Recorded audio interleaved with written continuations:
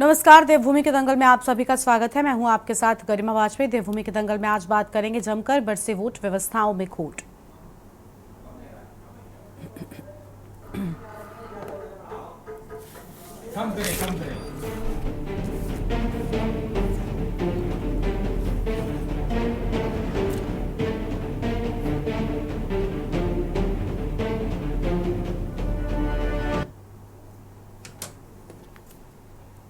उत्तराखंड में शहर की सरकार चुनने के लिए मतदान पूरा हो चुका है। कल यानी कि 25 जनवरी को मतदान की काउंटिंग सुबह 8 बजे शुरू हो जाएगी।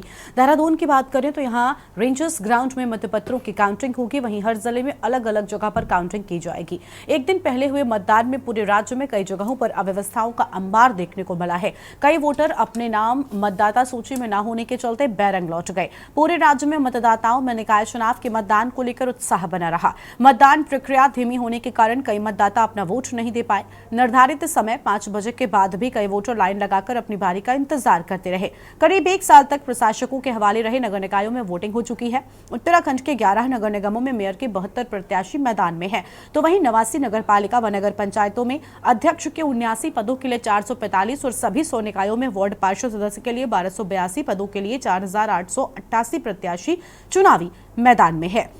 वोटिंग के दौरान उत्तरकाशी के बटकोट में निर्दलीय प्रत्याशी और भाजपा के समर्थकों के बीच झड़प हो गई और ऐसे ही रुड़की और भगवानपुर में भी हंगामे की तस्वीरें सामने आई हैं। देहरादून के नेहरू कॉलोनी में भी रायपुर विधायक उमेश शर्मा काऊ और निर्दलीय प्रत्याशी के बीच तीखी नोकझोंक का वीडियो वायरल हो रहा है। पूर्व मुख्यमंत्री हरीश रावत ने मतदाता सूची में नाम न होने की बात कही, तो वहीं देर शाम तक इसे लेकर निर्वाचन आयोग ने जवाब दिया कि उनका और उनके परिवार का वोट काटा नहीं गया।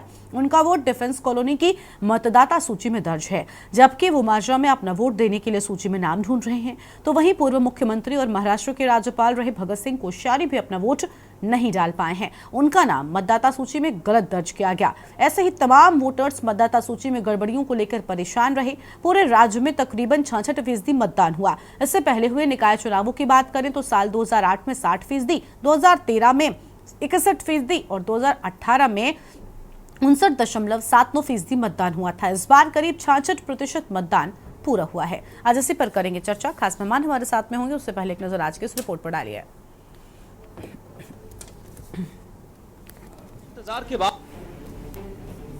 लंबे इंतजार के बाद आखिर उत्तराखंड में निकाय चुनाव के लिए मतदान प्रक्रिया पूरी हो चुकी है। मतदाताओं ने अपने अपने प्रत्याशी के पक्ष में मतदान कर दिया है। मतपेटियों में एक दिन पहले प्रत्याशियों का भविष्य कैद हो चुका है। 25 जनवरी को मतपत्रों की काउंटिंग के बाद प्रत्याशियों का भाग्य का फैसला होगा। फिलहाल चर्चाओं का दौर जारी है, कौन किस प्रत्याशी को पटकनी दे सकता है। मतदाता सूची में नाम गड़बड़ होने से आमजन से लेकर खास लोग भी परेशान रहे। मतदान के बाद हर प्रत्याशी और उनके समर्थक अपनी अपनी जीत का दावा कर रहे हैं, लेकिन कल देर शाम तक ही तस्वीर पूरी तरह साफ हो पाएगी। बैलेट पेपर से हुए चुनाव की गिनती में समय अधिक लगने की संभावना जताई जा रही है। भाजपा का कहना है कि वोटर लिस्ट में नाम न होने को लेकर जांच की जाएगी और निर्वाचन आयोग से बात की जाएगी कि वोटर का नाम मतदाता सूची से कैसे गायब हुआ है। देखिए, अगर इस तरीके की चीजें निकल कर सामने आई है तो पूरी तरीके से इस मामले को संज्ञान में लिया जाएगा और देखा जाएगा कि कहां पर वोटर्स के नाम कटे हैं, कहां पर क्या रहा है, क्यों उनका नाम उस पोलिंग बूथ पर नहीं पहुंचा है। तो इसकी पूरी जांच करी जाएगी और जांच करने के बाद समीक्षा वगैरह के बाद देखा जाएगा कि कहां पर ये कमियां आई और क्यों आई। तो इन सब चीजों को भी देखा जाएगा और निश्चित तौर पर निर्वाचन आयोग से इस चीज को लेकर कंप्लेन भी करी जाएगी कि ये इस तरीके की चीजें हुई तो हमारे वोटर्स के साथ आखिर क्यों हुई। जो लहर थी, ये सारी जो कवायद हुई है इसी वजह से तो हुई है। जो वोटर लिस्ट से नाम बल्क में और चंक में गायब हुए हैं, मोहल्ले और गलियां साफ हो गई हैं, वो इसी वजह से तो हुई हैं। ये कारण क्या था? कारण यही था कि लहर एक तरफा कांग्रेस की थी। पूरे नगर निगम के चुनाव में कांग्रेस पार्टी अपना वर्चस्व कायम किए हुए थी और अंदर खाने कहीं ना कहीं भाजपाइयों को पता चल गया था कि उनका सुपड़ा साफ होने वाला है और ये 2027 का सेमीफाइनल था। तो ऐसे में कहीं ना कहीं ये कोशिश की गई कि लोगों को ही पॉकेट की पॉकेट उड़ा दी जाए और लोगों के नाम वोटर लिस्ट से गायब कर दिए जाएं। अभी भी मुझे पूरा अपनी देवतुल्य जनता पर विश्वास है कि जितना भी मतदान हुआ है कम या ज्यादा, उस मतदान में जो बढ़त है वो कांग्रेस के ही प्रत्याशियों को मिली होगी।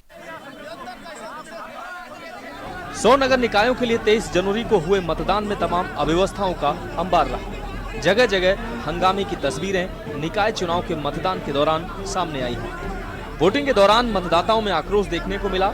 मतदाता सूची में नाम गायब होने या नाम गलत होने के कारण कई वोटर अपने मत का प्रयोग नहीं कर पाए। निकाय चुनाव में 1 साल की देरी के बाद भी राज्य निर्वाचन आयोग मतदाता सूची के खामियों को पूरी तरह ठीक करने में कहीं न कहीं कामयाब नहीं रहा। ऐसे में लोगों का आक्रोश देखने को मिल रहा है। खैर जो भी हो, पर निकाय चुनाव मतदान के इस पर्व में मतदाताओं ने बढ़ चढ़कर हिस्सा लिया। कल के चुनाव को लेकर के उत्तराखंड क्रांति दल पहले से ही अपने उत्साहित था। हालांकि हमने सभी जगहों पर अपने प्रत्याशी नहीं उतारे, लेकिन कल की जो अव्यवस्था हर जगह देखने पे आई वो बीजेपी सरकार का संपूर्ण रूप से फेल होने का एक सबूत है। आपको उदाहरण के तौर पर बता दें, बैलेट पेपर फोड़ करने का तरीका तक भी बीजेपी के कर्मचारियों को सिखाने का वक्त नहीं था। या फिर ये बीजेपी सरकार फेल थी, या बीजेपी के सरकार में जो तैनात अधिकारी हैं, कर्मचारी हैं, उनको सही ट्रेनिंग नहीं दी गई है। देखिए, शासन का गुंडा राज है। आज वार्ड नंबर 5 में बूथ नंबर 9 और बूथ नंबर 10 दोपहर 2 बजे से यहाँ वोटिंग स्लो कर दी गई थी। लोगों को वोट डालने के अधिकार से वंचित किया गया है। तकरीबन 250 लोग पोलिंग स्टेशन के बाहर खड़े रहे, उनको भगाया गया, लट लेकर उनके पीछे भगाई, पुलिस ने भगाया उन्हें, और उनकी वोट नहीं डलने दी गई। ये सीधा सत्ता पक्ष का अपना दुरुपयोग किया गया है उन्होंने, और पूरा का पूरा पुलिस बल के इस्तेमाल के साथ उन्होंने खदेड़ना काम किया है। वोटर 2-2.5 घंटे से यहाँ लाइन में लगे हुए हैं, और ये कोई तरीका नहीं हुआ। जो वोटर वेट कर रहा है, लाइन में लगा हुआ है, उसको तो वोट डालने का पूरा अधिकार है। और इस तरीके से ये तानाशाही, जबरदस्ती गलत है बात जी।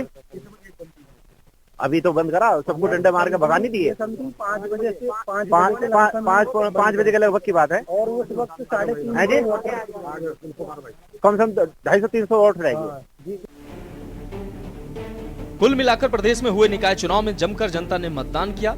देर शाम तक मतदाताओं की लाइन मतदान केंद्रों में देखी गई। मतदाता अपने शहर की सरकार चुनने को लेकर काफी जागरूक देखे गए।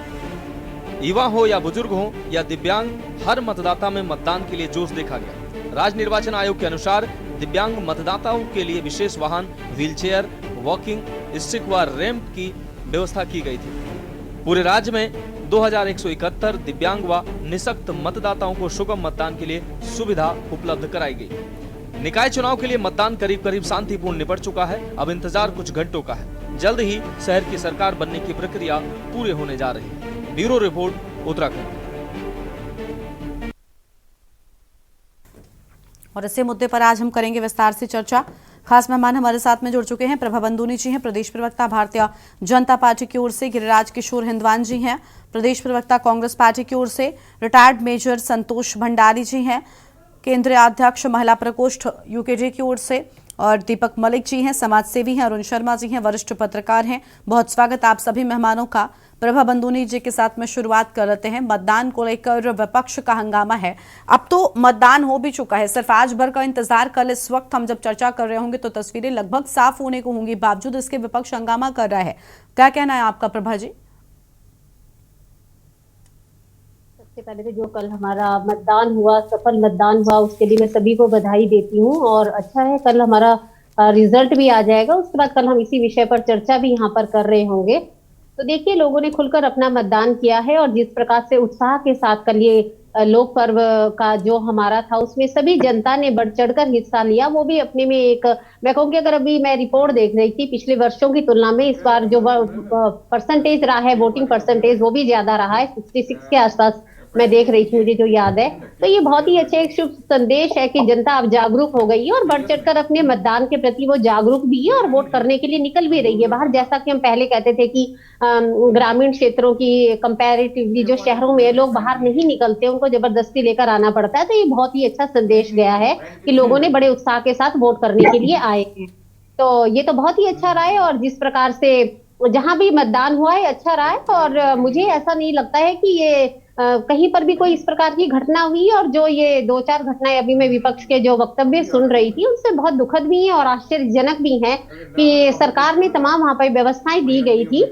जिस प्रकार से हमारे कोई दिव्यांग भाईजन थे उनको पहुंचाने की भी व्यवस्था की गई थी। और जो पोलिंग टाइम था उसका जो टाइमिंग 5 बजे का होता है उसके अनुसार ही सब लोग आ गए थे और 5 बजे तक जितने लोग थे अंदर आ जाते हैं हमारे मतदाता, उनको बोल दिया जाता है आप सब अंदर आ जाइए। लेकिन अगर को गेट बंद होने के बाद कोई 5:30 बजे आएगा तो वो तो हर बूथ पर था, ऐसा नहीं था कि कोई पर्टिकुलर चयनित बूथ किया गया था या वार्ड किया गया था कि यहाँ पर इतने बजे तक पोलिंग होगी। तो वो तो देखिए नियम के अनुसार ही होगा। जो प्रशासन की तैयारियां थी कि 8 बजे से मतदान शुरू हो जाएगा, जो हमारी वहां पर सरकारी मशीनरी थी, चुनाव अधिकारी वहां पर थे, उन्होंने हर जगह बहुत अच्छे तरीके से मतदान कराया है। तो इसके लिए तो मैं सभी को बधाई के पात्र है, सभी को शुभकामनाएं देती हूँ। और अब जनता ने जिसको भी अपना नेता चुनना होगा, अपने हमारी सरकार जो बनेगी वो हम सबको स्वीकार्य होगी, उसमें कहीं पर भी दो राय नहीं है।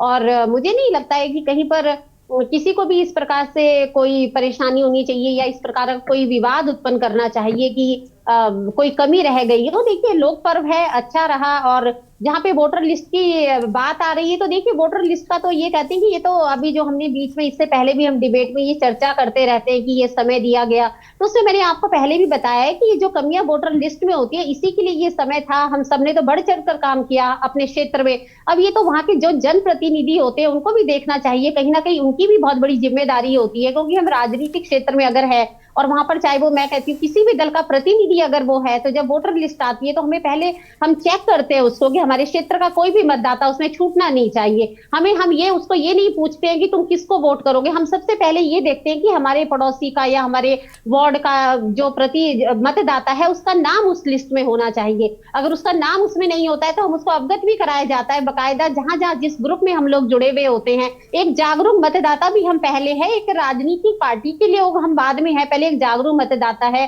जागरूक हम कहेंगे कि व्यक्ति के तौर पर भी हमें सबको बताना पड़ता है और हमने ये काम अपने क्षेत्र में किया है। मैं तो आपको कहूंगी रीना जी, जब हमारे क्षेत्र में भी पहली वोटर लिस्ट आई थी, ये हर चुनाव से पहले होता है, तो मैंने स्वयं ये देखा था कि काफी लोगों के उसमें नाम नहीं थे, तो हमने उनको अवगत कराया, क्योंकि वो सब देखिए इस क्षेत्र से नहीं थे, तो हमने उनको बताया लिस्ट में आपका नाम नहीं है। तो उन्होंने हमसे पूछा बकायदा कि बताइए कैसे करना है। फिर हर क्षेत्र में BLO आई हैं, उनके ऑफिसर आए हैं जो वहां पर आते हैं, उनको हमने क्षेत्र में बैठने की जगह दी कि आप आइए। तो हमने किसी को ये नहीं पूछा कि आप किसको वोट करोगे, तो उन्होंने हमसे पूछा, तो हमने उन्हें कहा कि आप अपनी ID दीजिए, आधार कार्ड दीजिए, बिजली का बिल दीजिए, आप आइए वोट बनवाइए। उसके दौरान मैंने कई लोगों को ये भी देखा कि जो आउट ऑफ स्टेशन थे वो यहाँ पर नहीं थे, तो उन्होंने बताइए अब हम क्या करें, वो मतदान में आना चाहते थे। तो हमने आजकल तो देखिए ऑनलाइन सिस्टम है, आप व्हाट्सएप पर उनके आधार कार्ड मंगवा लीजिए, उनका वोटर ID जो भी है उसके तहत हमने खुद उनके बैठ के फॉर्म भरवाए हैं। हमने इतना काम उस क्षेत्र में किया है, लेकिन बिना किसी भेदभाव के। क्या हमने ये नहीं उनसे पूछा आप किसको वोट करेंगे। हमारी पहली जो प्राथमिकता रहती है जनप्रतिनिधि की, वो ये रहती है कि हम मतदाता को उसके वोट का अधिकार दें, कि जिस दिन वोट हमारी डलेंगी तो हर मतदाता अपने वोट का प्रयोग कर सके और अपने जिस जनप्रतिनिधि को भी वो चुनना चाहता है उसको वो लेकर आए। तो मुझे लगता है कि हम सब ने ये काम किया है और उसके अच्छे परिणाम ही हमारे सामने आएंगे। ठीक है, आपके पास में लौटेंगे। गिरिराज किशोर हिंदवान जी हमारे साथ में हैं, प्रदेश प्रवक्ता कांग्रेस पार्टी की ओर से। वोटर लिस्ट से कई बड़े लोगों के नाम गायब थे। खुद पूर्व मुख्यमंत्री हरीश रावत का नाम भी उससे गायब था। कांग्रेस पार्टी के कई सारे नेताओं ने इस बात की शिकायत की कि आखिर जब सोचिए पूर्व मुख्यमंत्री के साथ में ये हो रहा है तो आम आदमी कितना परेशान होगा। क्या यही सारी वजहों के चलते कांग्रेस पार्टी ने विरोध दर्ज कराया और अभी भी वो उस पर ही अडिग है? गिरिराज जी।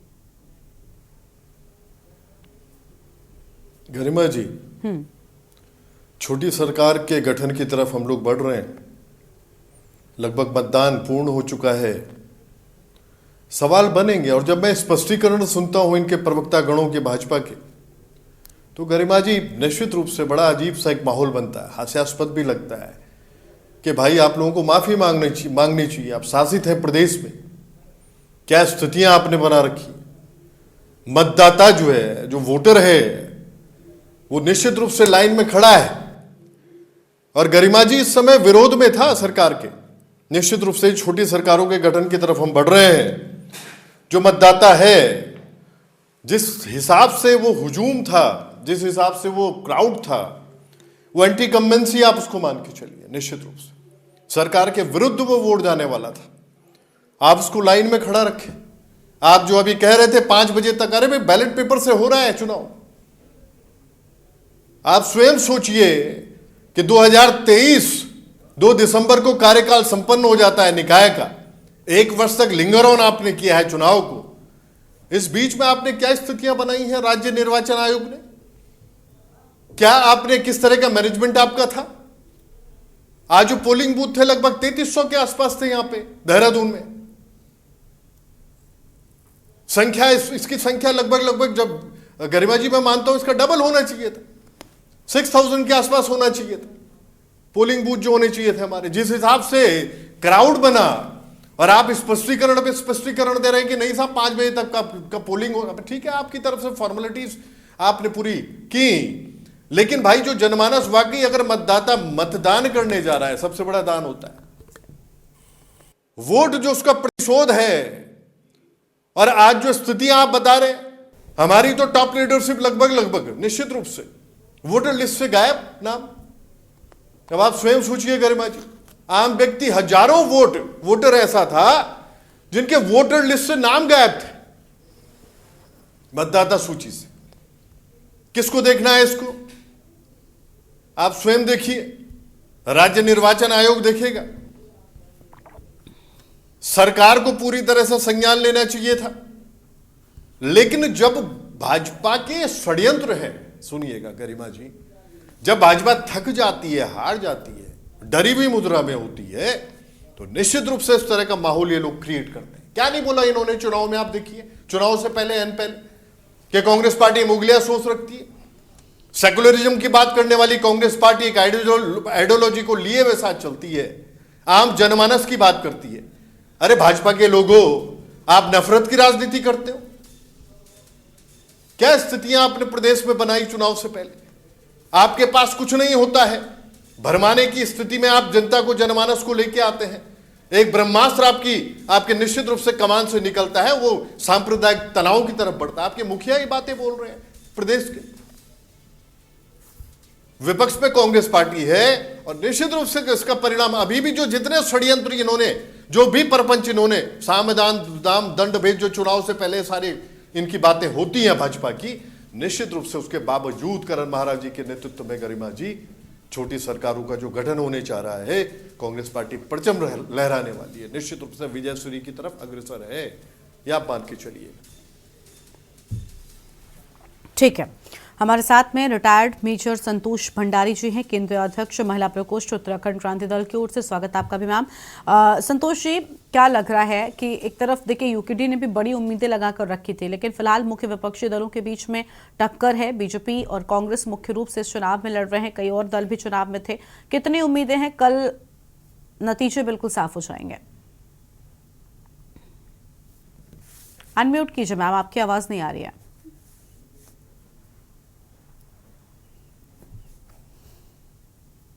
ये कुछ डिस्टरबेंस आ रही है डिस्प्ले में। गरिमा जी, आपका तो क्लियर आ रहा है, ये शायद कैन यू हियर मी? ठीक है, यस मैम, आपकी आवाज आ रही है। आप अपनी आवाज को, आप अपनी बात को पूरा कर सकती हैं, बाकी मेहमानों की स्क्रीन को ठीक किया जाए। हाँ जी, कल गरिमा जी, लोकतंत्र के साथ में जो भारतीय जनता पार्टी ने खिलवाड़ किया है, उसके लिए प्रदेश की जनता इनको माफ नहीं करेगी।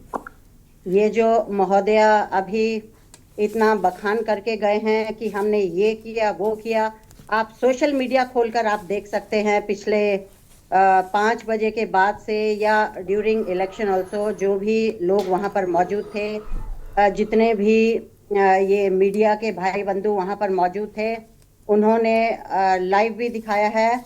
और ये बहुत ही दुर्भाग्यपूर्ण है इस प्रदेश के लिए। ये निकाय चुनाव में इतनी धांधलियां इन लोगों ने की हैं। और इनकी आप देखिए, वोटर लिस्ट से जब पहले पूर्व सीएम साहब, पूर्व गवर्नर, और मैं तो कह रही हूँ, मैंने तो अभी पार्टी ज्वाइन की है, मेरा भी यहाँ पर वोट नहीं आया।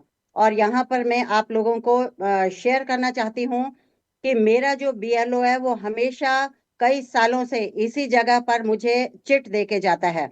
मैं यहाँ मयूर विहार में रहती हूँ, और परसों जब वो चिट दे के गया है मेरे पड़ोस में, जो कि बीजेपी के लोग हैं, देखिए मोहल्ले में सबको पता होता है कि कौन किस पार्टी से ताल्लुक रखता है, तो उनके घर पर जब वो चिट दे के गया है तो उसने कह दिया कि आपके मित्र का यहाँ पे जो दूसरा घर है मेजर भंडारी, उनका चिट नहीं आया। तो मैं तभी समझ गई थी, क्योंकि मैंने उत्तराखंड क्रांति दल ज्वाइन किया है, तो मेरा चिट में नाम नहीं था। मैंने कहा एनीवे, कल मैं जब वहां स्टेशन में जाऊंगी जहां पर मेरा मतदान होना बूथ में जाऊंगी, मैं वहां पे देखती हूँ। फिर मैं नोइंगली बीजेपी के बूथ पे गई हूँ। मैंने कहा उनके पास सबकी पूरी लिस्टें होंगी, और मैंने अपना नाम वहां से गायब पाया। मैंने उसी वक्त लाइव होकर सोशल मीडिया में बताया लोगों को। और जब मैं ये बात सोशल मीडिया में कर ही रही थी कि मेरे करीब आस पास, आप मेरा सोशल मीडिया खोल के देख सकते हैं, सैकड़ों लोग आ गए जिन्होंने मुझे ये बताया कि मैडम हमारे नाम नहीं है, हमारे 18 वोट हैं हमारे घर के, वो कटे हुए हैं। और जब मैं ये बात कर ही रही थी तो Shivalik emerald healed Rajpur road से मुझे मैसेज आया कि हमारे 35 अपार्टमेंट में पूरे के पूरे 35 घर जो हैं उसमें हमें एक बंदे का भी यहाँ पे इसमें नाम नहीं है। उसके बाद बड़कोट, उत्तरकाशी, पौड़ी, श्रीनगर, ऋषिकेश, ढालवाला और न जाने कहां कहां से मेरे पास सोशल मीडिया में भी मुझे फोन कॉल्स आई हैं, मुझे मैसेजेस आए हैं। और ये सरकार डरी हुई है। इन्होंने बहुत ही यहाँ पर गुंडा राज चला रखा है। इन्होंने, मुझे तो ये लगता है कि जब ये वोटर लिस्ट बनाते हैं तो ये महोदया तो कह रही थी ना, हम ये नहीं पूछते कि कौन सी पार्टी के, ये बिल्कुल पूछते हैं। मैं आपको प्रूफ करके दिखा सकती हूँ कि मेरे पड़ोस में क्या हुआ है, मैं सब जानती हूँ इनका। तो ये खाली गंदी यहाँ पर पॉलिटिक्स कर रहे हैं उत्तराखंड में, और उत्तराखंडियों को ये सिर्फ बेवकूफ बनाने के लिए यहाँ पर ये जो पैसे की राजनीति चल रही है, शराब की राजनीति चल रही है। और ये जो यहाँ पर अभी मैं इनको सीएम दिल्ली को भी सुन रही थी, ये साड़ियां बांटने वाला, ये बिल्कुल सत्य होता है। न केवल ये दिल्ली में हो रहा है, ये उत्तराखंड में भी होता है। और ये मैंने केदारनाथ चुनाव के दौरान भी इनके हालत देख लिए थे। ये लोगों को वहां पैसे बांटते हैं, शराब बांटते हैं, और ये गंदी राजनीति से वोट लेते हैं। और मुझे तो पूरा अभी शक है कि ये जो अभी जो वोट पड़ा है, ये पूरे के पूरे इन्होंने खरीदे हुए वोट है।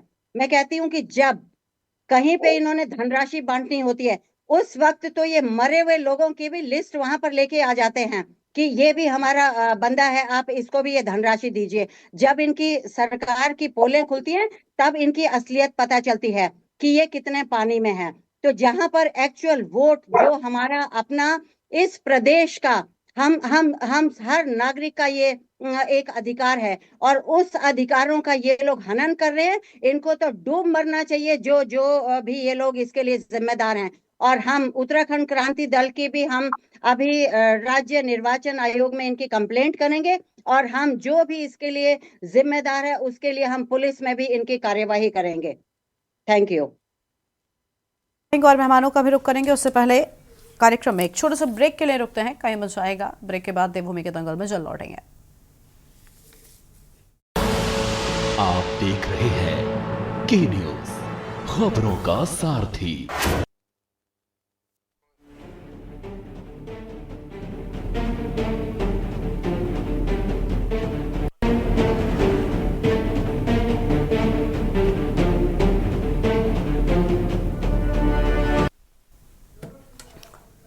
ब्रेक के बाद देवभूमि के दंगल में आप सभी का स्वागत है। हम चर्चा कर रहे हैं निकाय चुनाव को लेकर। हमारे साथ में खास मेहमान लगातार बने हुए हैं। दीपक मलिक जी का रुख कर लेते हैं, समाज सेवी हैं। बहुत स्वागत सर आपका। दीपक जी, चुनाव में बवाल, मतदान पर सवाल अभी भी उठ रहे हैं। जब मतदान हो चुका है, मतगणना बाकी है, महज कुछ घंटे अगर हम कह लें तो बाकी रह गए हैं। सुबह के साथ ही मतगणना की शुरुआत हो जाएगी। बावजूद इसके विपक्ष का सवाल उठाना कितना लाजमी है अभी तक, और सत्ता पक्ष से कितनी गलतियां हुई? सवाल तो हमेशा उठते ही हैं। डेमोक्रेसी है, उठने भी चाहिए। अब ये है सवाल की मेन पहला तो जो क्वेश्चन एक उठ रहा है, जो मतदाता सूचियों में लोगों के नाम नहीं, बड़े लेवल पर ये प्रॉब्लम आ रही है। लेकिन अब सत्ता ने कराया है, किसने कराया, मैं उस चर्चा में नहीं पढ़ूंगा, वो पॉलिटिकल चर्चा हो जाएगी। आपसे एक बात बतानी चाहता हूं, 1 साल का समय था जो चुनाव डिले पर डिले हुआ, उससे पहले के भी वोट दर्ज थे। मेरे घर में मेरे पास इलेक्शन कमीशन के जो बंदे आए, एक हेल्थ डिपार्टमेंट से थी मैडम, एक कोई और थे, उन्होंने मेरा वोट दर्ज किया। मैंने अपने परिवार का कराया, पड़ोस का भी कराया, सभी का कराया। मेरे घर के पास एक परिवार है, वो यहाँ नहीं था। मैंने कहा जी ये यहाँ नहीं है, मैंने कहा अगर आप वैसे करना चाहें तो आप कर सकते हैं। उन्होंने कहा कि नहीं, जब कैंप लगेगा वहां पर उनको भेज दीजिएगा। मैंने उनको आने पर इन्फॉर्म कर दिया था। उसके बाद पेपर में भी काफी ऐड आते रहे, सोशल मीडिया में भी चलते रहे कि बीएलओ वहां पर मंथ एंड पर मिलते हैं। 3-3 बार सूचियां जारी हुई हैं और उनको देखने के लिए भी लोग एक कंफ्यूजन में बहुत रहे कि जो असेंबली के और ये पार्लियामेंट के इलेक्शन है ना, वही लिस्ट यहाँ चल रही है, जबकि यहाँ की लिस्ट अलग है। जो लोग कह रहे हैं ना कि मेरे नाम दर्ज था और अब मेरा वोट नहीं है, तो मैं ये कहना चाहता हूं वो लिस्ट अलग है। इस कंफ्यूजन में बहुत से लोग रह गए।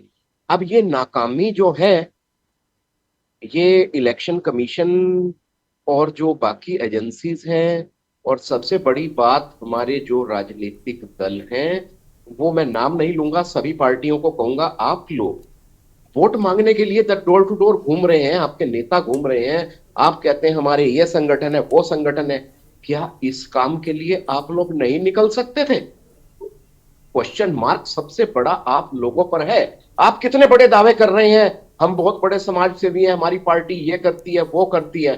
भाई कुछ नहीं करते। ये जो क्वेश्चन उठ रहे हैं, आप वोट मांगने के लिए आ रहे हैं घरों में, क्या ये जागरूक करने के लिए नहीं आ सकते कि ये लोकसभा और विधानसभा वाली लिस्ट नहीं है, ये लिस्ट अलग है?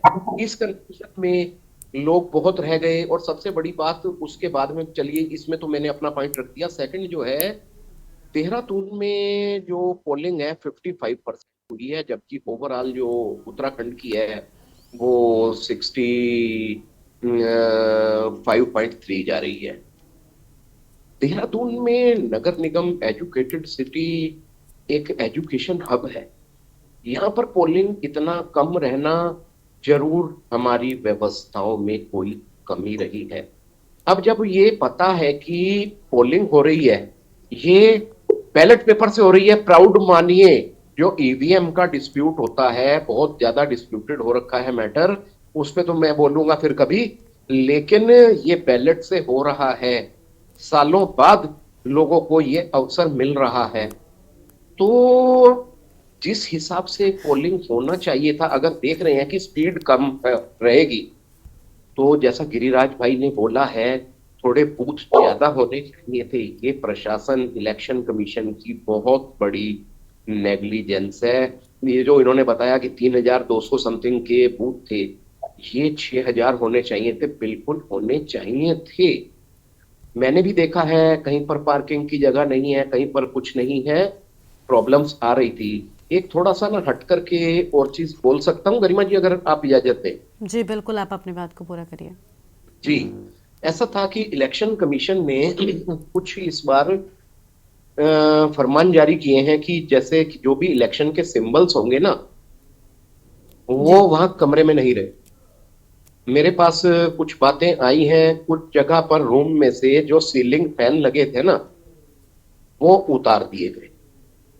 अरे भाई, इलेक्शन सिंबल तो पेन भी होता है, चेयर भी होती है, और अगर माना समर का सीजन हो, मई जून का, क्या पंखे उतार देंगे? तो थोड़ा सा इन फरमानों को जारी करते हुए ना, कुछ व्यवहारिकता पर भी ध्यान रखना चाहिए।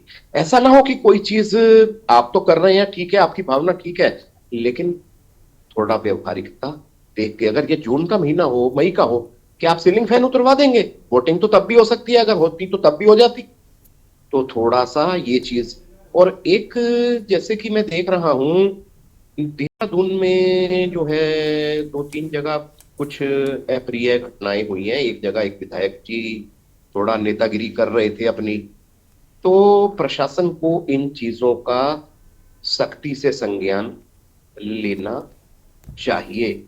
नेतागिरी आपकी होगी, लेकिन पोलिंग बूथ के अंदर नेतागिरी करेंगे ना, वहां की नेता जनता है, और जनता के रक्षक वहां पुलिस और प्रशासन है, तो उनको भी संज्ञान लेना चाहिए। और एक घटना जो देहरादून में आ रही है कहीं से, अब ये घटना पुलिस की इंक्वायरी में है फिलहाल सेक्टर में, जैसा कि मेरे भी सोर्सेज वही हैं, social media, news portal, papers, कि एक मतदाता पेटी को उठा करके ले जा रहे।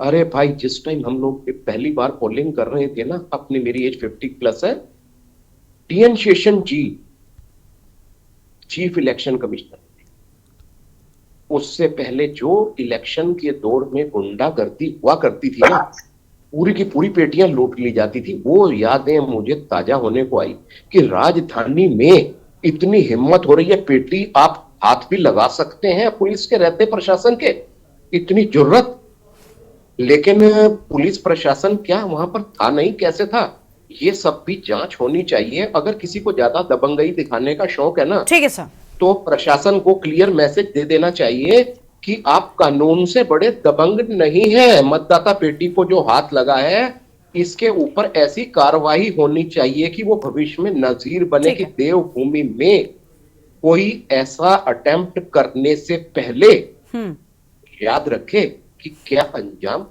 हो सकता है। ये प्रशासन ने कमी जो छोड़ी है। ठीक है, देखिए आपने जो मुद्दे उठाए कई सारी, ये तो खैर एक बहुत आपने अलग बात कही कि पंखे हटा दिए गए। मुझे बहुत अच्छी तरीके से याद है, मैं भी जब कई बार पोलिंग बूथ पर गई हूँ, यहाँ तो पंखे हटाने की बात है सर। व्यवस्थाओं की बात हम बात करें तो जब गर्मी के मौसम में चुनाव होता है तो पंखे होते ही नहीं है, हटाएंगे क्या, मैंने कितनी बार देखा है। ये एक अलग मुद्दा है, खैर व्यवस्थाएं उस लिहाज की होनी चाहिए, ये खुद मेरा व्यक्तिगत एक्सपीरियंस भी है।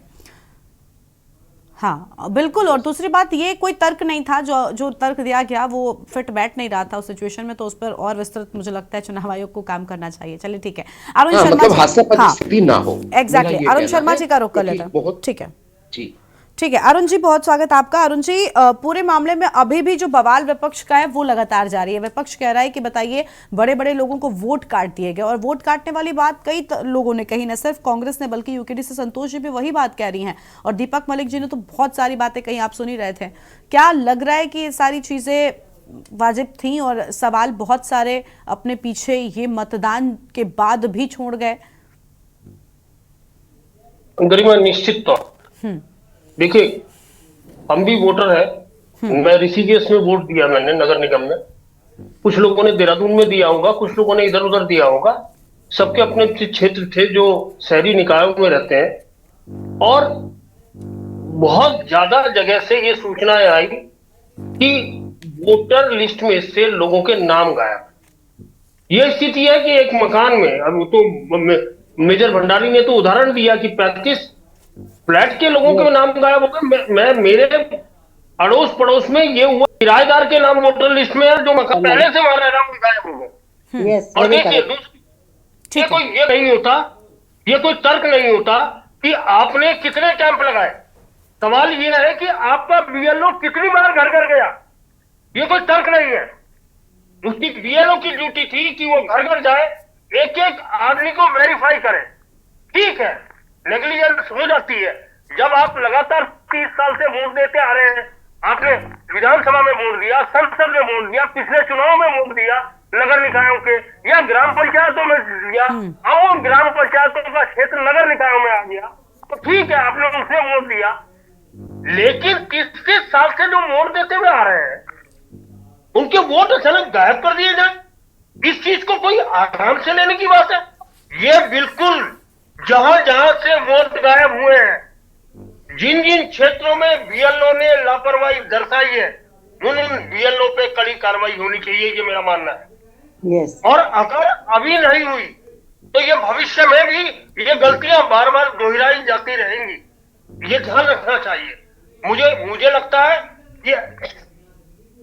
लगता है देखिए, हरीश रावत वाला तो एक पॉलिटिकल इशू हो सकता है कि जो जहां वो रह रहे हैं वहां उन्होंने वोटर लिस्ट देखी नहीं और पूरे शहर में वो वोटर लिस्ट में नाम ढूंढने चले गए, ये वजह हो सकती है।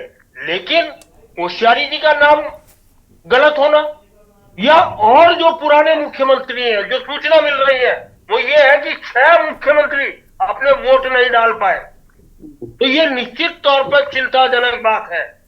अधिकारी बहुत सारे ऐसे थे जिनके नाम गायब हो गए, जो चुनाव ड्यूटी में लगे हैं, या जो सचिवालय में बैठ रहे हैं, या जो जिलों में बैठ रहे हैं। अगर नाम उनके गायब हुए तो ये एक गंभीर गलती है और इसको सुधारना पड़ेगा। और अगर नहीं सुधार पाए तो उनको दंडित करना चाहिए। शासन प्रशासन को इसमें एक्शन लेना चाहिए। आखिर मजाक बना रखी है, आपको 1 साल पहले जो चुनाव कराने थे, आपने चुनाव आयोग ने या किन्हीं वजह से वो 1 साल बाद चुनाव हो रहे हैं। जो पिछले 2 दिसंबर को 23 को हो जाने थे, वो अब जाके जनवरी में हो रहे हैं, 25 में हो रहे हैं। अब आप लगाइए कि आपके पास कितना समय था इन चीजों को ठीक करने का। इसका मतलब कहीं ना कहीं बहुत बड़ी आपने अनदेखी की है चीजों की, और इसको सुधारना पड़ेगा, इसको सही करना पड़ेगा, और जिन लोगों ने गलती करी उन्हें जल्दी करना पड़ेगा। और देखिए, ये मुझे लगता है कि मित्तल जी जो चीज बोल रहे हैं वो हो सकती है कि उन्होंने चुनाव चिन्ह हटा दिए, ये कर दिया, वो कर दिया, लेकिन भाई कुर्सी में तो वो वहीं बैठे थे सारे के सारे, जो पीठासीन अधिकारी थे, जो चुनाव ड्यूटी में थे, बेंच भी वहां थी, डिब्बा भी वहां था, तो सारी चीजें तो वहां थी। अब उन्होंने हटाई क्या? पहले से वो काम भी कर रहे थे, कॉपियों भी उनके पास थी, फाइल भी था, रजिस्टर भी था, तो हटाया क्या? अगर पंखे हट गए तो पंखे तो जाड़ों में वैसे भी स्कूलों में नहीं होते, वो साफ सफाई की दृष्टिकोण से हटा दिए जाते हैं। लेकिन गरिमा, इस चीज को बिल्कुल मैं हिंदुवान जी से, मेजर भंडारी जी से, इन सब से बिल्कुल सहमत हूं कि ये गंभीर गलती है और इस गंभीर गलती की सजा होनी चाहिए। कोई माफी नहीं दी जानी चाहिए, चाहे कोई हो, कितने से कितना बड़ा अधिकारी हो। जी गरिमा। ठीक है सर, लौटेंगे आपके पास में। बड़ी अहम बातें आपकी ओर से की गई। प्रभा जी का रुख एक बार फिर से कर लेते हैं। प्रभा जी, शिकायतें बहुत सारी हैं और सिर्फ विपक्ष की ओर से आवाज नहीं उठाई गई। समाजसेवी दीपक मलिक जी को आपने सुना होगा, उन्होंने साफ तौर पर कहा कि कुछ ऐसे तर्क दिए गए जो वाजिब ही नहीं थे। और सबसे बड़ी बात, सबसे पहले आप जवाब वोटर लिस्ट में से लोगों के नाम गायब होने को लेकर दीजिए, क्योंकि आप सोचिए ना, पूर्व सीएम हरीश रावत का नाम गायब है। ये लापरवाही की पराकाष्ठा कह सकते हैं हम। गरिमा जी देखिए, पहले तो मैं आपको ये बता दूं कि जब भी वोटर लिस्ट बनती है तो वो कोई एक राजनीतिक दल के लिए, आपकी हमारी सरकार यहाँ पर है, आप उस पर उसका ठीकरा फोड़ रहे हैं, वो मैं ठीक नहीं मानूंगी। जो बीएलओ होते हैं वो भी सरकारी अधिकारी होते हैं, और उसके बाद मैं कहूंगी जो बीएलओ होते हैं वो हर पार्षद के संपर्क में होते हैं। अब जो ये पार्षद होते हैं, तो ये भी आपको मैं सबको बताना चाहूंगी कि वो पार्षद हर जगह कोई भारतीय जनता पार्टी के पार्षद नहीं है, लेकिन पार्षद है। मतलब हर एक चीज के लिए आप बिल्कुल तैयार रेडीमेड बहाना लेकर बैठी हैं। नहीं, वो कांग्रेस के भी पार्षद है। जब बीएल नहीं, हमारे क्षेत्र में बीएलओ आती है, वो जब नहीं, तो फिर सरकार की जिम्मेदारी क्या है? हर एक क्षेत्र के लिए तो हर एक व्यक्ति निर्धारित होता है, हर एक काम के लिए भी जिम्मेदारी सुनिश्चित की जाती है। ऐसा नहीं है कि कोई बीजेपी या सरकार से ही सब कुछ पूछ ले आता है, लेकिन सरकार का काम ये होता है कि जो जिम्मेदार लोग हैं वो अपना काम कर भी रहे हैं कि नहीं कर रहे हैं वो पता लगाए। क्या सरकार की कोई जवाबदेही नहीं है? पूर्व सीएम हरीश रावत का नाम वोटर लिस्ट में नहीं है। देखिए गरिमा जी, ये बात तो क्लियर हो चुकी है कि उनका नाम था जिस क्षेत्र में वो रहते हैं, लेकिन अगर मैं अपने वार्ड में अपना नाम ना देके दूसरे वार्ड में नाम चेक करूंगी तो ये बताइए मैं खुद कितनी जागरूक हूँ। मैं खुद राजनीति के शिखर पे है, शिखर के व्यक्ति है। उनको जिस इंसान को ये नहीं पता कि कैसे वोटर लिस्ट बनती है, आज आप सूबे के मुख्यमंत्री रह चुके हैं, लेकिन आपको ये नहीं पता कि वोटर लिस्ट कब जारी होती है। वोटर लिस्ट के लिए आप खुद, जो बंदा खुद जागरूक नहीं है, दूसरों से रहा है कि वो जागरूक होने चाहिए। ये तो बहुत बड़ा आरोप लगा रहे हैं आप, ये तो बहुत बड़ा आरोप लगा रही है। मुझे लगता है गरिमा जी, बाकी लोगों की बात करिए इनसे।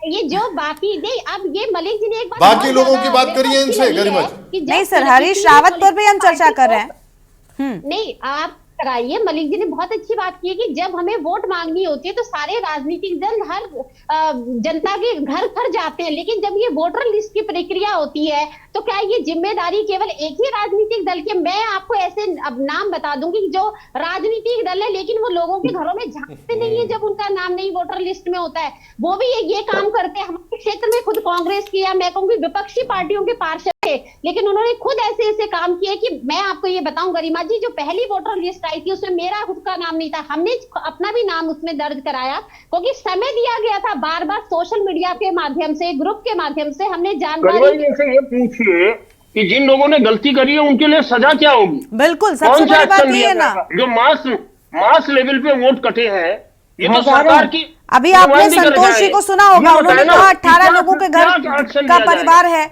उनका वोट नहीं है, मकान मालिक का वोट नहीं है, किराएदार का वोट है। जो एरिया नए नए जुड़े हैं स्थानीय निकाय में, नगर निगम में, नगर पालिका में, ज्यादा समस्या पहले वो ग्राम पंचायत में थे, उनकी लिस्ट बनने में आ रही है।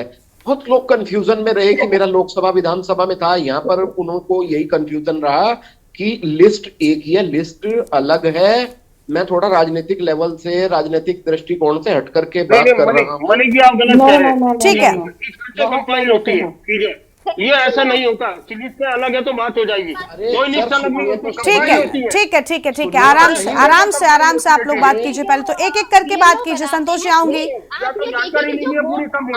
बनाई है प्रभा जी रुक जाइए, प्रभा जी रुक जाइए। प्रभा जी आप तक आवाज पहुंच रही है क्या मैडम? रुक जाइए, अगर स्क्रीन पर कोई और बोल रहा है तो प्लीज रुक जाइए ना। अगर मेरा वोट दर्ज करने आए हैं प्रभा जी एक सेकंड, आप उल्टा सवाल मत करिए यार मलिक साहब। ठीक है सर, ठीक है, प्लीज एक एक करके बोलिए। मलिक साहब और अरुण जी प्लीज आप भी रुक जाइए, एक एक करके बोलेंगे, सब एक साथ थोड़ी ना बोलने आए सर। ये तो समझिए किसकी बारी है। प्लीज सर, दीपक जी नहीं, मैं नहीं आपको बोलने दूंगी। प्लीज शांत हो जाइए। आपसे 4 बार कह चुकी हूँ ना सर, बीच में ऐसे सब लोग बोलेंगे। अरुण जी भी बोल रहे हैं, आप भी बोल रहे हैं, उधर संतोष जी भी उंगली उठा रही। बताइए किसको किसको सुना जाए एक साथ? मौका आता है ना तब आप लोग प्लीज बोलिए, और प्लीज कम से कम फैक्ट पर बात कीजिए। दीपक जी अगर कुछ भी बोल रहे हैं तो प्रभा जी आप अपनी बात को जल्दी से कंप्लीट कीजिए। और मैडम देखिए, जिम्मेदारी उठाइए ना, अकाउंटेबिलिटी होती है। ऐसे थोड़ी ना होता है कि बस आपने कह दिया कि हमारा कोई काम नहीं था। ये तो चुनाव आयोग का काम है, ये बीएलओ का काम है। आपका क्या काम है मैडम? जी अभी मैं यूकेडी की जो से हैं उनसे भी मैं उनकी बात सुन रही थी। अगर वो एक मास्क की बात कर रहे हैं तो मास्क केवल पर्टिकुलर मैं कहूंगी कि हमने गायब किया या वो एक पॉलिटिकल पार्टी पर आरोप लगा रही है, ऐसा नहीं है।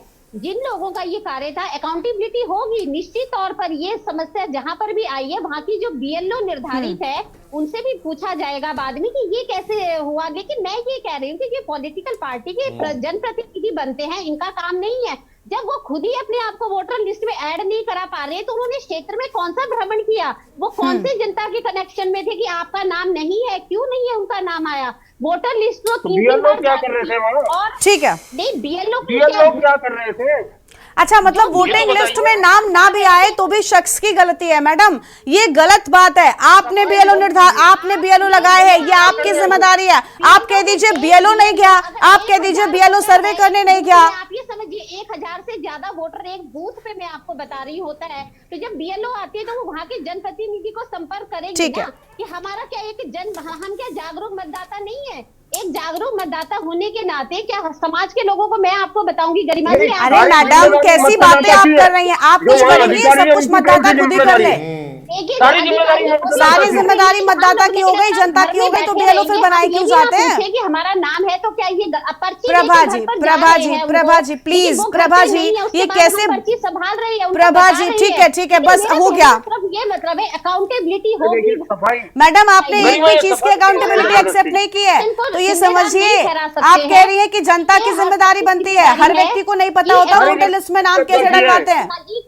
चलिए ठीक है, हो गया, ठीक है मैडम एक भी सवाल के जवाब से मुझे लगता है कोई भी संतुष्ट नहीं होगा। सबकी जिम्मेदारी है कि अगर हम उनको बुला रहे हैं तो उनकी भी अकाउंटेबिलिटी कहीं ना कहीं बनती है। और हमें तो सारी जिम्मेदारी फिर जनता की हो गई, आपको किस लिए बिठाया मैडम? आधार कार्ड आईडी मांग रहे तो उनको बस करिए प्लीज, अब शांत हो जाइए, अब शांत हो जाइए प्लीज। प्रभा जी हम आज उनके घर गए थे तो वो फोन पे कहते नहीं आप कल आना। प्रभा जी आपको किस लिए बिठाया गया मैडम? कैसी बातें आप कर रही हैं? हमारी एक कैसी बातें आप कर रही हैं? भी हमारी जिम्मेदारी बनती है। हाँ, सारी जिम्मेदारी जनता की है, तो आपको सत्ता का सुख भोगने के लिए बिठाया गया है कि आप मलाई चाटते रहिए। और जो हमारे ये अभी कांग्रेस के प्रवक्ता विरोध कर रहे थे, मैं इनको ये पूछना चाहूंगी कि आपका खुद आप राजनीतिक बैकग्राउंड से सर मैम प्लीज, ठीक है हो गया। गिरिराज जी आप बोलिए, गिरिराज जी आप बोलिए, गिरिराज जी आप शांत हो जाइए सर प्लीज। आपकी क्या जिम्मेदारी है कि आप जनता को उसमें मैडम आप तक आवाज पहुंच रही है मेरी? प्रभा जी आप सुन पा रही हैं? प्रभा जी वोटर लिस्ट में अरे प्रभा जी आप सुनिए, पहले तो आप सुनिए, इतनी तर्कहीन बातें आप कर रहे हैं। प्लीज इनको म्यूट कर दीजिए, प्लीज इनको म्यूट कर दीजिए। प्रभा जी एक भी बात का वाजिब जवाब आपने नहीं दिया। आप कह रही जनता की जिम्मेदारी है। अरे सरकार प्रशासन बीएलओ किस लिए बिठाए जाते हैं? आपने तो कह दिया कि हमने बीएलओ भी लगा दी, उसके बाद आप कह दीजिएगा बीएलओ नहीं गया सर्वे करने, हमारी क्या गलती है, हमने तो लगाया था। इतने में क्या हो जाएगा मैडम? आप कह रही है जनता को जाकर बनवाना चाहिए। अरे जनता, आधे लोगों को पता नहीं होता है कि वोटर लिस्ट में नाम कैसे आता है, और सब कुछ जनता को ही करना है। तो आप क्यों हैं? चुनाव आयोग क्यों है? फिर सरकार का कोई मतलब नहीं है, कोई अकाउंटेबिलिटी नहीं है। अब चुप रहिएगा प्लीज थोड़ी देर के लिए। गिरिराज जी आप बोलिए। Madam please please ma'am please, जब आपकी बारी आती है सिर्फ तब बोला करिए और सुना भी कीजिए बीच में। गरिमा जी। हाँ बोलिए सर, बोलिए सर। गरिमा जी, भाजपा के स्पष्टीकरण जब मैं सुन रहा हूं, आप स्वयं सोचिए, कोई अवेयरनेस प्रोग्राम कोई नहीं है, अभी भी जबरदस्ती जो है पल्ला झाड़ा जा रहा है।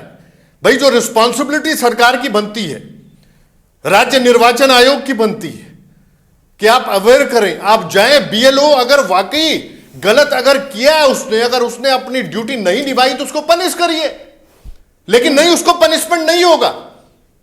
आप पार्षद पे बात दे आते हैं, तब होगा जब एक्सेप्टेंस आप लोकल होगी। वहां पॉकेट लीडरशिप पे बात दे आते। आप स्वयं सोचिए कहां एक्सेप्टेंस है, कहां मानने को तैयार है भाजपा। आज वाकई जितनी छनी हुई बातें अभी अरुण जी ने रखी, मलिक साहब ने भी कुछ बातें बड़ी साफ सुथरी रखी, मतलब वाकई जो है क्या माहौल अपने राज्य में बना रखा है। इतना बड़ा क्राउड जो है वोट के लिए खड़ा है और मतदान न कर पाए, जो खड़ा है, जो वाकई एंटी कंबेंसी, जो मैंने आपको कहा कि सरकार के विरोध में वोट जाने वाला था, छोटी सरकारों का जो गठन होने जा रहा है। मतदाता सूची से गरिमा जी सैकड़ों नाम गायब, और आज ठीकरा फोड़े आप कि नहीं साहब लोकल बॉडी पार्षद, आप इस तरह के स्पष्टीकरण लेके भाजपा आ रही है, प्रवक्तागण आ रहे हैं। तो आप स्वयं सोचिए प्रदेश किस ट्रैक पे जा रहा है, सरकार कौन सा पाथ लिए हुए, कौन सा ट्रैक लिए हुए चल रही है। ठीक है, बड़ी दुखद बात है, बड़ा निंदनीय है। प्लीज शांत रहिएगा, आपको बहुत सारा वक्त मिला, बीच में मत बोलिए मैम प्लीज। वोट का जो अधिकार होता है, वोट का जो अधिकार होता है मतदान का, निश्चित रूप से हर वासिंदा चाहता है। प्रभा जी आप डिबेट में बैठती हैं, क्या आपको डिबेट में बैठने का नियम नहीं पता मैडम? एक तरीका होता है, यहाँ पर चर्चा हो रही है, हम सबको सुनने के लिए आए हैं। भाजपा, आप बीच में मत बोलिए प्लीज। भाजपा जो है ना गरिमा जी भाजपा सोची समझी रणनीति के तहत जो बताया मैंने आपको, साम दाम दंड भेद, वाकई जो है चुनाव को भटकाना, चुनाव में कुछ ऐसी स्थितियां क्रिएट करना। अब चुनाव हो गया सर, इंतजार मुझे लगता है अब सिर्फ कल मतगणना का करना है, उसके बाद तस्वीर साफ होगी। लेकिन गलती बहुत सारी हुई, बिल्कुल साफ तौर पर। सबसे बड़ी बात, गलती को एक्सेप्ट करना भी अपने आप में एक बड़ी बात होती है, और मुझे लगता है वो तो बिल्कुल कहीं नजर ही नहीं आ रही है। ठीक है, संतोष जी कुछ कह रही थी। संतोष जी आप अपनी बात शुरू कीजिए।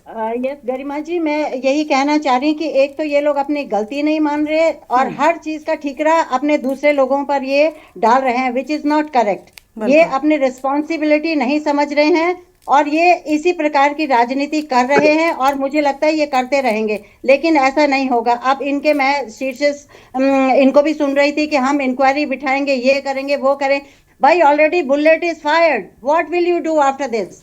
जिसने वोट डालना था वो तो डाल चुके हैं, लेकिन जो वहां लाइनों में खड़े होकर, घंटों खड़े होकर, उनको भी मौका नहीं मिला। जो हजारों लोग लिस्ट के बाहर थे उनको भी मौका नहीं मिला। Shame on them. ठीक है, I would say shame on BJP. ठीक है, अरुण शर्मा जी बहुत छोटी सी प्रतिक्रिया प्लीज, जल्दी से, बहुत कम वक्त है। गरिमा, मैंने पहले भी बोला कि इस पूरी घटना की हजार वोटर के नाम गायब हैं, अगर हम पूरे प्रदेश की बात करें। करेक्ट। और हजार जहां गायब हों तो इस पूरी घटना की जांच होनी चाहिए, और जांच के बाद जो लोग जिम्मेदार हों इन वोट कटने के लिए, उसके खिलाफ कड़ी से कड़ी कार्रवाई हुई। ठीक है, ठीक है। अब देखिए, अब सभी चीजें लगभग हो चुकी है। कल इंतजार कीजिए कितनी सजगता के साथ में जनता ने वोट किया है, कल स्पष्ट हो जाएगा किस पर विश्वास किया है और किससे शिकायतें की हैं, वो भी साफ हो जाएगा। शुक्र आप सभी मेहमानों का हमारे साथ चर्चा में आने के लिए, अपनी बात रखने के लिए। तो 66% मतदान, लेकिन उसके बाद भी विपक्ष का जो बवाल है वो लगातार जारी है। जो कमियां रह गई, जो मिसमैनेजमेंट हुआ, उन सब को लेकर विपक्ष अभी भी सत्ता पक्ष पर हमलावर नजर आ रहा है। देवभूमि के दंगल में इतना ही। आप देखते रहिए के न्यूज़ इंडिया। नमस्कार। आप देख रहे हैं के न्यूज़, खबरों का सारथी।